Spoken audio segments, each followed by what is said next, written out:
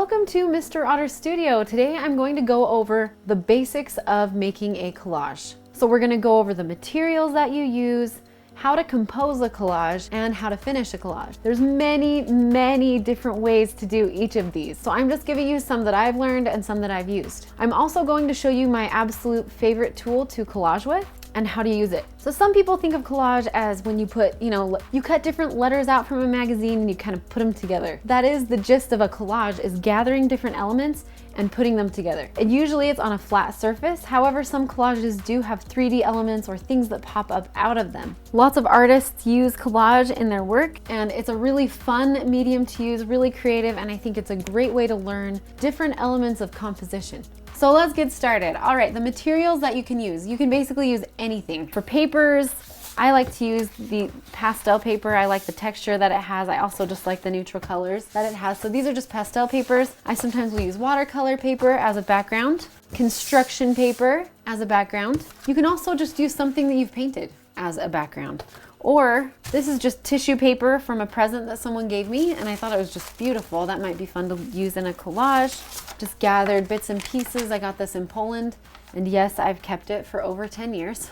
So these are things you can collage with, not necessarily on. So for backgrounds, I like to use those, but you can also use these papers and this tissue as part of your collage. So I can tear pieces out, I can cut pieces out. I had two magazines. I had an art education magazine that didn't have hardly any good pictures. Then I had this anthropology magazine that had a ton of good pictures, and I can use it for the technique I'm going to show you a little bit later, where I transfer images using masking tape, and you can lift off these images. The materials you can use to collage with are paper. So these are some of the papers you can use. Magazine clippings, pieces of paper that you've painted not only can be a background, but I can cut pieces out of this to use in my collage. I can even paint specific things and use them in my collage. You can use drawings in your collage. You can add string to a collage. Also, the elements that you use in a collage don't always have to be perfectly cut out like this, around the edges. You can also tear things out and tear the paper. So, you can get some really nice edges just by tearing it. And in magazines too. So don't think you always have to have these nice, clean, perfect edges for things. It's nice to kind of mix them up and use different edges if you want.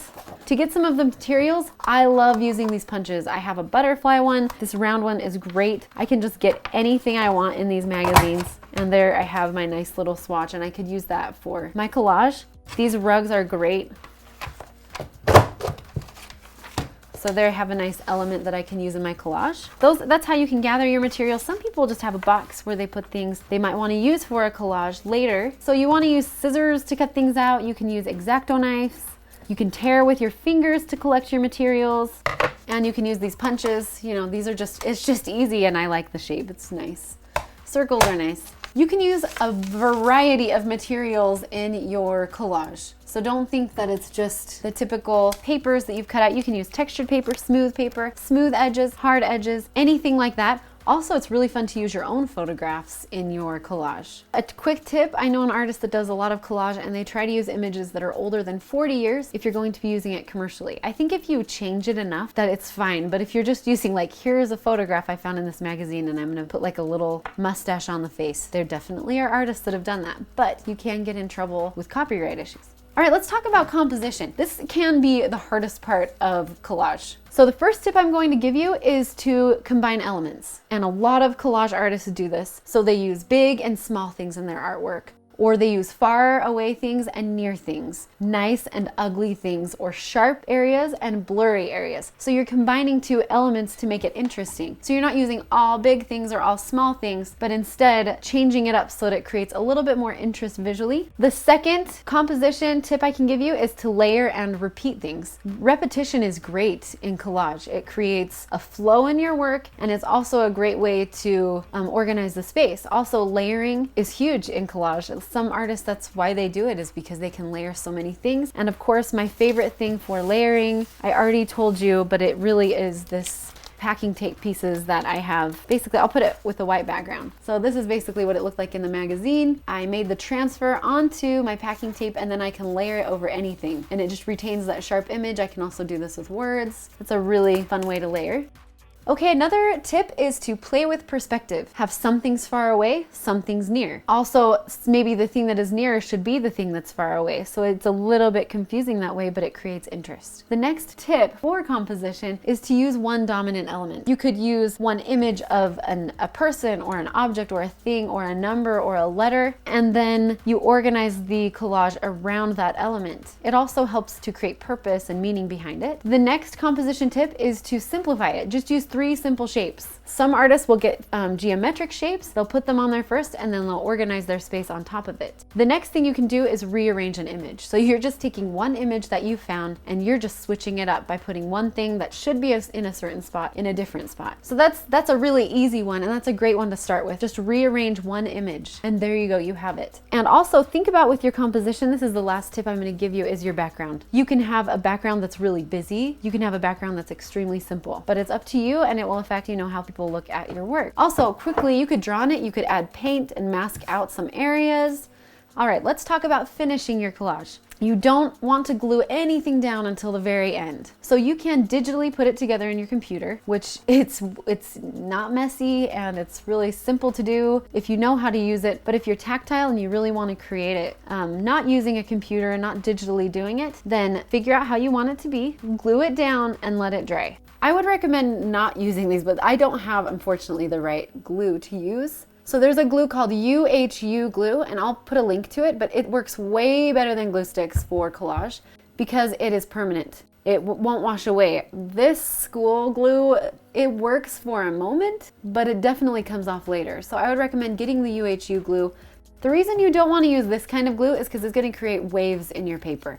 Some artists use Mod Podge. If they want to paint over the top, it seals it and it also glues it to the paper. But again, be careful with Mod Podge because it can make it wrinkle and tear. All right, I'm going to show you really quick how to make a packing tape transfer so you can use it in your collage. It's my favorite way to collage. And you can use images that you've printed on an inkjet printer, not a laser jet printer, newspaper images, old National Geographics, magazines that are not shiny, like Real Simple. This is just an anthropology catalog that I used. Any of those will work. You need some water. Well, and of course you need packing tape. This is what makes it work. Just a paper towel just to keep things clean, and then you might need some scissors. So the first thing you want to do is just cover whatever you're trying to transfer with that packing tape.